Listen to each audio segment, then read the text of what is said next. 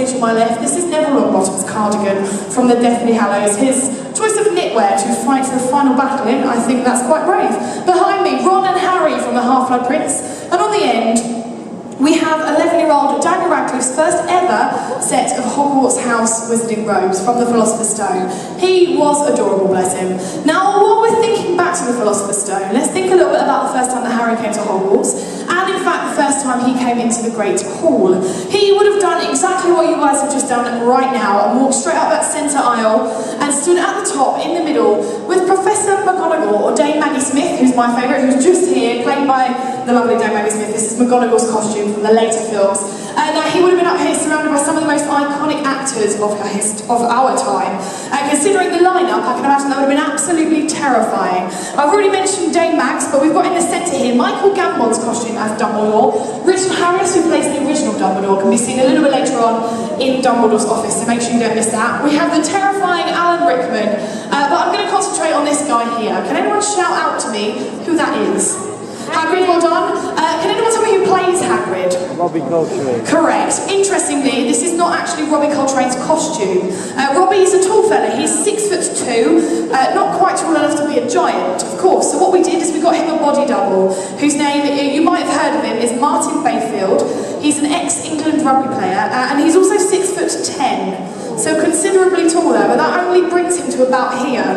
So on top of Martin's 6'10" frame, we put him in this big padded costume, platform stilted shoes, and an animatronic head, which sounds ridiculous, but it makes complete sense, and you will see it later on in the Creatures Workshop. We actually have it out on display, and it's fully working like it was during the films. Its eyes move, its mouth moves, it's scarily accurate to look exactly like Robbie Coltrane's Hagrid. So all will be revealed a little bit later on when you head over.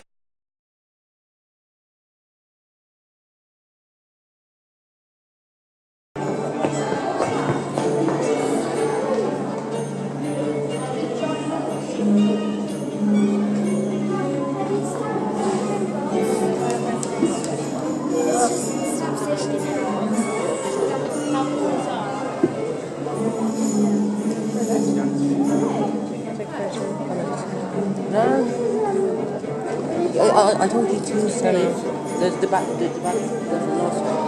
Yes.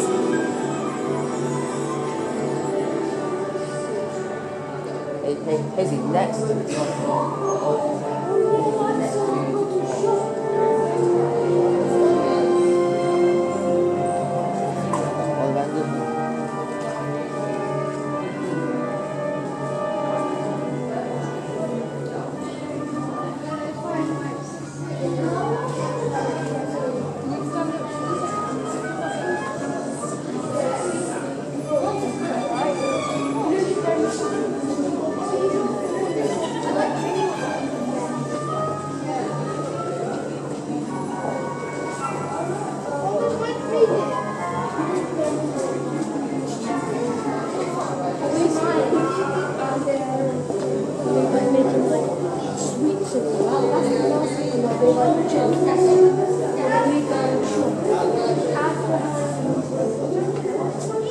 No, it's not, William.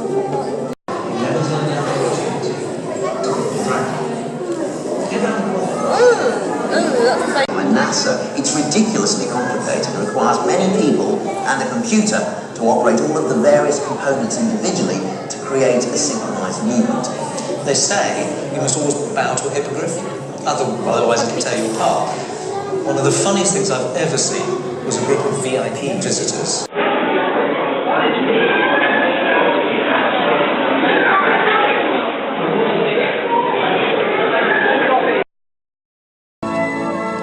It is